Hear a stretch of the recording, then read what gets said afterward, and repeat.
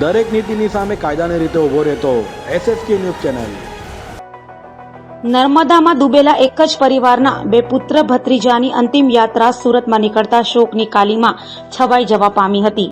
સુરતના સણિયા હેમાદથી નર્મદા નદીના કિનારે આવેલા પોઈચામાં પરિવાર ગયું હતું। મંગળવારે 6 બાળકો સહિત 7 શ્રદ્ધાળુઓના ડૂબવાની ઘટના બાદ શોકનો માહોલ જોવા મળી રહ્યો છે। સ્થાનિક નાવિકોએ મૃતદેહને શોધખોળ શરૂ કરી હતી। પાણી ઊંડા હોવાથી તંત્રએ NDRF તથા ભરૂચ, વડોદરા, રાજપીપળા અને કરજણથી ફાયર વિભાગની ટીમો બોલાવી હતી। 7માંથી 4 મૃતદેહ મળ્યા હતા, જેમને સુરત લવાયા હતા। રાત્રિના સમયે અંતિમ યાત્રા નીકળતા ખોબા જેવડા ગામમાં શોકની કાલીમાં છવાઈ ગઈ હતી।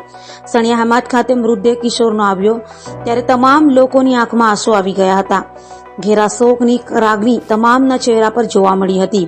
અંતિમ યાત્રામાં જોડાયેલા લોકો હિબકે ચડ્યા હતા। મહિલાઓએ હૈયા ફાટ રુદન કર્યું હતું। સાથે જ આ પ્રકારની દુર્ઘટના કોઈ સાથે ન થાય તેવી ભગવાનને પ્રાર્થના કરી હતી। બુધવારે સવારે ભાવેશ વલ્લભભાઈ હડિયા, સાંજે 4 વાગે ભાર્ગવ અશોકભાઈ હડિયા અને વ્રજ હિંમતભાઈ બલદાણિયાના મૃતદેહ મળી આવ્યા હતા।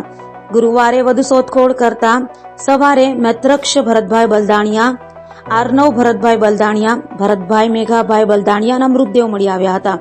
ગત રોજ એક જ દિવસમાં 2 પુત્રો સાથે પિતાનો મૃતદેહ મળ્યો હતો, જેમાં શોધખોળ કરનાર ટીમોને પિતાનો મૃતદેહ નંદરિયા ગામ નજીક નદીમાંથી મળી આવ્યો હતો। મળેલા તમામ મૃતદેહો પરિવારને સોંપાયા હતા, જેથી અંતિમ વિધિ દરમિયાન સાનિયા હેમાદ ગામમાં શોકની કાલીમાં છવાઈ ગઈ હતી। દરેક નીતિની સામે કાયદાની રીતે ઉભો રહેતો SSK ન્યૂઝ ચેનલ।